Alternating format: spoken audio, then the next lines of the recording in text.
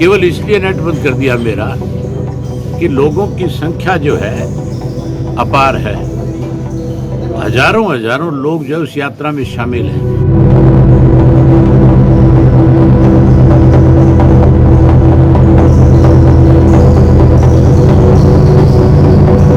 हर हालत में परिवर्तन आएगा, बदलाव आएगा। ये लुटेरे जाएंगे और कमेरे का राज बनेगा। सरकार हिंदू और मुस्लिम के नाम पे बांटना चाहती है। नमस्कार, आप देख रहे हैं देश रोजाना। मैं हूं बेनजीर हाशमी और खबर हरियाणा के पलवल से है। पलवल विश्राम गृह में इनेलो नेता अभय सिंह चौटाला ने प्रेस वार्ता कर सरपंचों को दिया है अपना समर्थन। साथ ही सरकार के मंत्रियों प्रतिनिधियों को गांव में न घुसने की सलाह सरपंचों को दी है। उन्होंने ई टेंडरिंग को लेकर प्रदेश सरकार पर गंभीर आरोप लगाए हैं। साथ ही उन्होंने कहा है कि उनकी परिवर्तन यात्रा निश्चित रूप से हरियाणा में सत्ता परिवर्तन करेगी। देखिए देश रोजाना के लिए जितेंद्र चौहान की एक रिपोर्ट।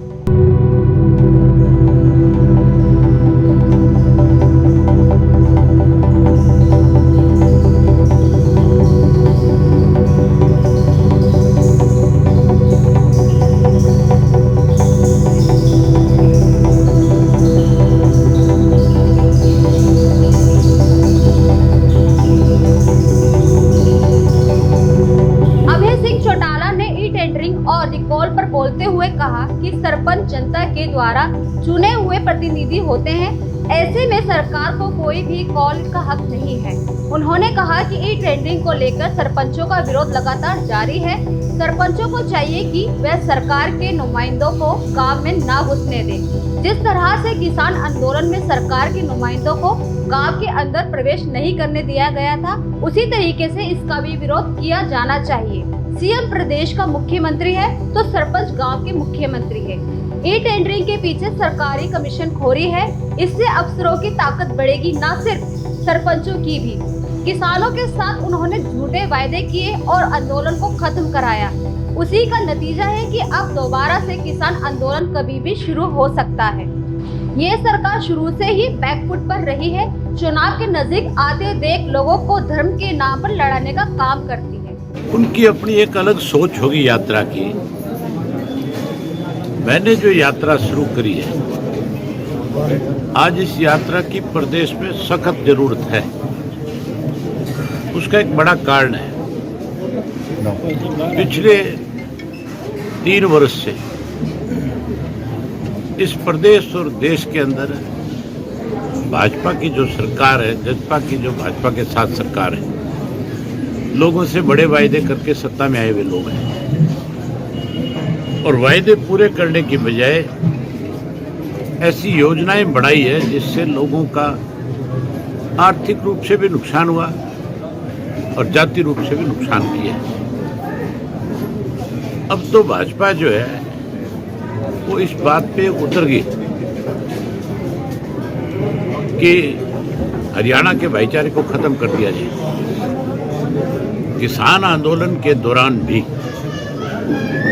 भाईचारे को तोड़ने का प्रयास किया गया, उसमें ये लोग सक्सेस नहीं हुए।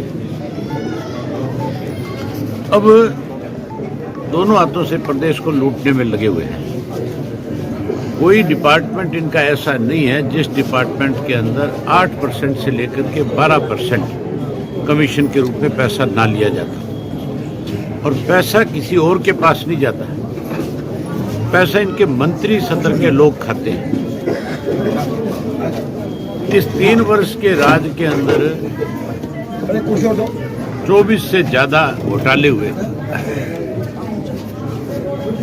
अगर एक एक की तो मैं बताऊंगा तो आपको भी लगेगा कि क्या हो गया, लेकिन ये हकीकत है।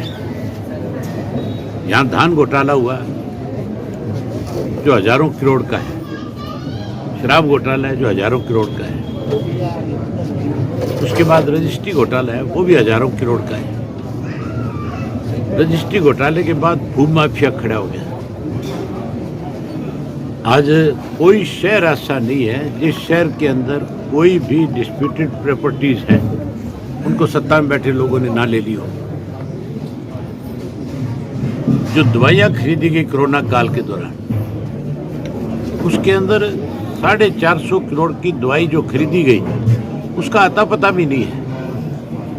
कागजों में बिल बन करके आगे दवाई गई कहाँ, कौन सी दवाई आई, कोई बता ही नहीं पाया।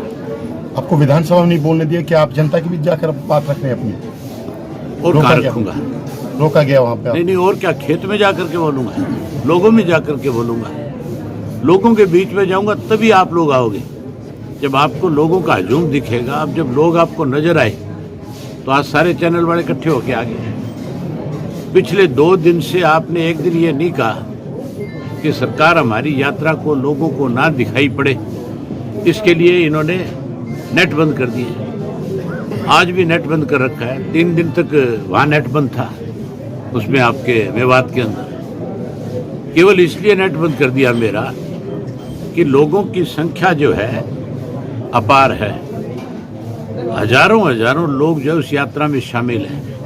हर गांव के अंदर महिलाओं की, बच्चों की, नौजवान साथियों की, बुजुर्गों की संख्या देखने लायक है। हर हालत में परिवर्तन आएगा, बदलाव आएगा। ये लुटेरे जाएंगे और कमेरे का राज बनेगा।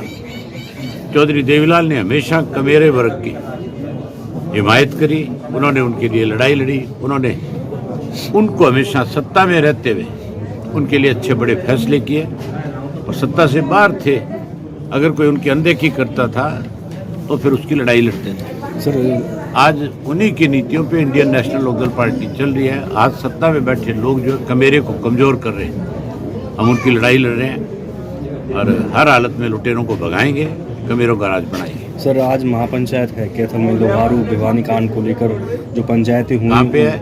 कैथल में।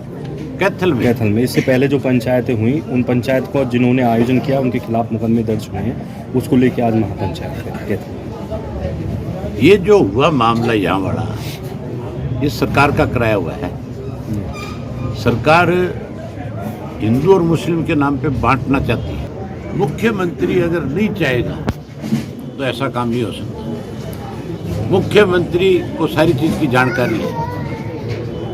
विधानसभा में इश्यू उठा था, मुख्यमंत्री उसी वक्त कहता मैं सख्त कार्रवाई करूंगा, कोई कार्रवाई नहीं करे। आपस में हिंदू और मुसलमान को बांटना चाहते हैं, क्योंकि चुनाव नजदीक आ गया। अब इनको पता है कि तुम लोग सत्ता से बाहर हो रहे हो। अब हरियाणा के लोगों का फैसला है, इनको हर हालत में सत्ता से बाहर करें। पंचायत के चुनाव का नतीजा नहीं देखा आपने? इन्होंने जिला परिषद में जितने लोगों को सिंबल दिए, 5वें और 6ठे नंबर पे रहे। दिवालिया नहीं पिट गए। एक आखिरी सवाल सर, ई टेंडरिंग को लेकर आज सरपंचों, आखिरी सवाल है सर, ई टेंडरिंग को लेकर आज सरपंचों का चंडीगढ़ कूच है। हरियाणा के तमाम सरपंच चंडीगढ़ पहुंच रहे हैं। मैं तो सरपंचों से एक बात कहना चाहता हूं आपके माध्यम से, उन्हें कहीं जाकर के घेराव नहीं करना चाहिए। उनको तो ये फैसला करना चाहिए अपने अपने जिले में मीटिंग बुला करके कि जहां कहीं सरकार का नुमाइंदा किसी गांव में जाएगा, वहां सारे सरपंच उस ब्लॉक के इकट्ठे होकर के जाए, गांव के लोगों से बात करें कि ये हमारा अपमान करते हैं और आपने हमें चुना है। अगर हमारा अपमान है तो आपका अपमान पहले है, इसलिए ऐसे लोगों को गांव में ना आने दो। हमारे साथ जुड़े रहने के लिए देखते रहिए देश रोजाना का YouTube चैनल, सब्सक्राइब कीजिए। साथ ही देश रोजाना की खबरें सबसे पहले देखने के लिए प्रेस कीजिए बेल आइकन।